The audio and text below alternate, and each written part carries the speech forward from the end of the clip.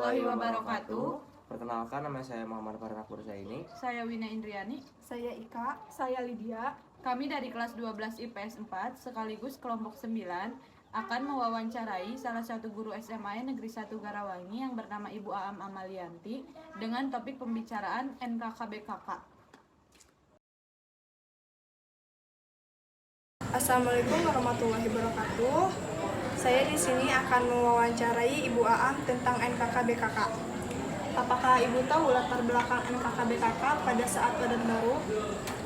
Waalaikumsalam warahmatullahi wabarakatuh.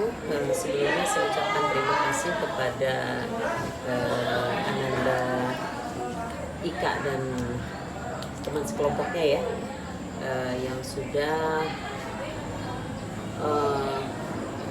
memberikan waktu kepada saya. Sebenarnya ini kita topiknya bukan wawancara ya, bincang-bincang santai saja ya tentang NKKBKK. NKKBKK sendiri yang saya ketahui ini peraturannya muncul di tahun 1978 ya.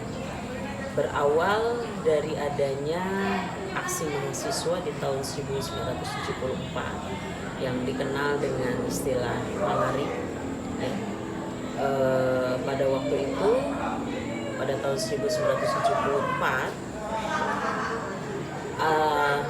berlangsung karena adanya ketidaksetujuan para mahasiswa terhadap program yang dijalankan oleh pemerintah, diantaranya berkaitan dengan adanya penanaman modal asing, karena kebetulan waktu itu kan sedang dibangun kerjasama antara pemerintahan negara Indonesia dengan negara Jepang.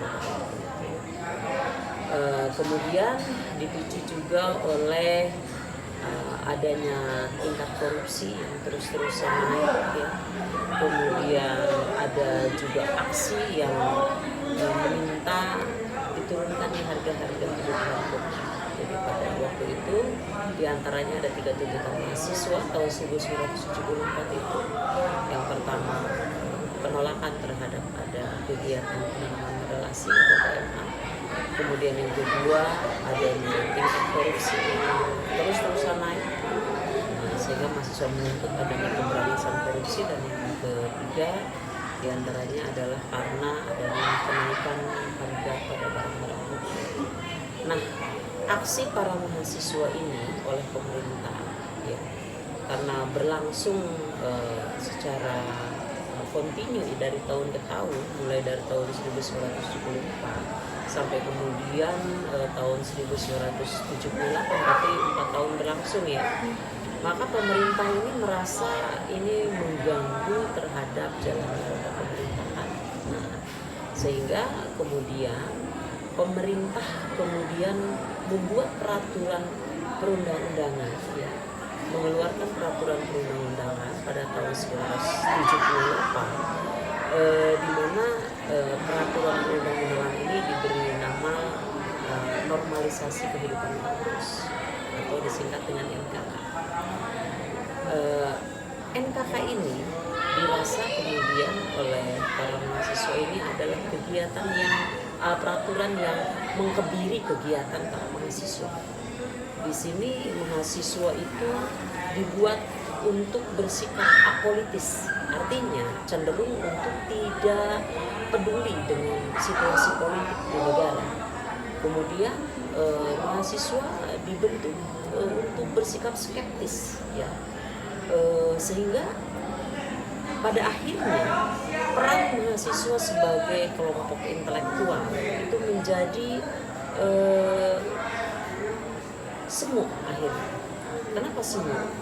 Kita ketahui bahwa ciri-ciri mahasiswa yang bersifat intelek itu adalah satu, mahasiswa yang memiliki pengetahuan sesuai dengan tingkatan pengetahuan. Misalnya nih, mahasiswa ini kuliahnya S1, maka pola pemikirannya harus sesuai dengan pengetahuan setingkat S1 begitu.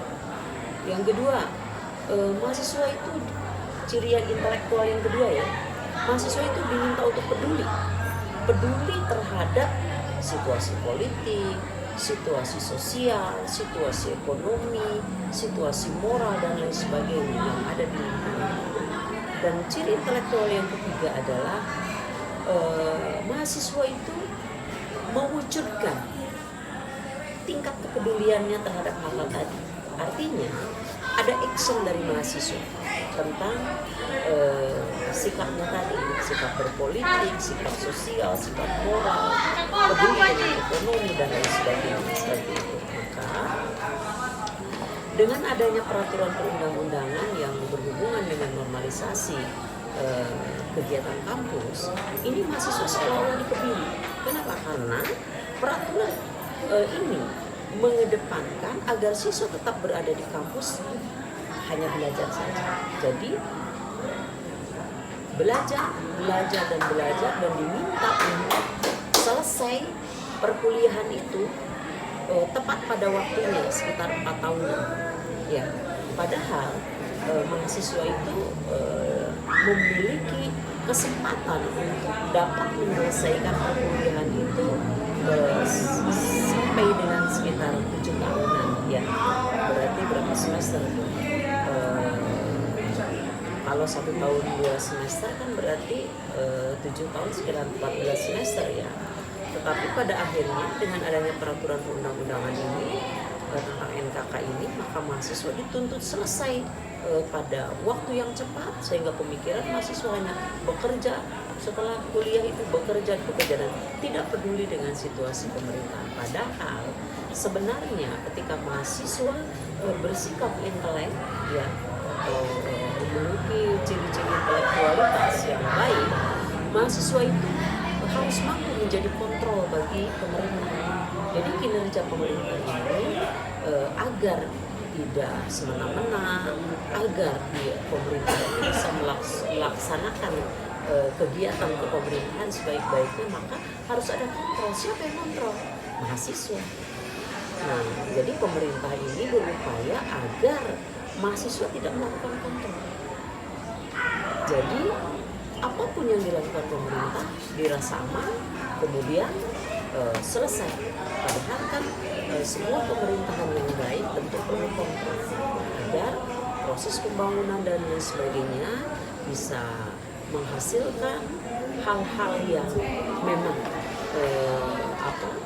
sesuai dengan keinginan masyarakat, bukan sesuai dengan keinginan pemerintah. Nah, tidak cukup sampai di sana saja. NKK itu kan lahir tahun 1978. Tahun 1979, pemerintah kemudian menurunkan lagi peraturan baru, yaitu tentang BKK. BKK itu singkatan dari Badan Koordinasi Keorganisasian. Begitu. Kenapa sampai diturunkan lagi BKK? Karena setelah NKK digulirkan, tetap saja masih terjadi aksi-aksi mahasiswa yang menurut pemerintah itu tidak terorganisir dengan baik, sehingga ada peraturan tentang Badan Koordinasi Keorganisasian. Mahasiswa diminta untuk melakukan aksinya melalui wadahnya masing-masing, tetapi tetap saja dengan segala peraturan. Pada masa itu Menteri Pendidikannya yaitu Bapak Yusuf ya, itu kalau tidak salah ya, mendukung sepenuhnya terhadap program yang digulirkan pemerintah itu tentang NKK. Ya, itu jadi terjadi pada masa itu ya. Itu awalnya tadi ketika ada aksi yang dilakukan oleh para mahasiswa mulai tahun 1970. Sekian dari saya. Wassalamualaikum warahmatullahi wabarakatuh. Waalaikumsalam warahmatullahi wabarakatuh.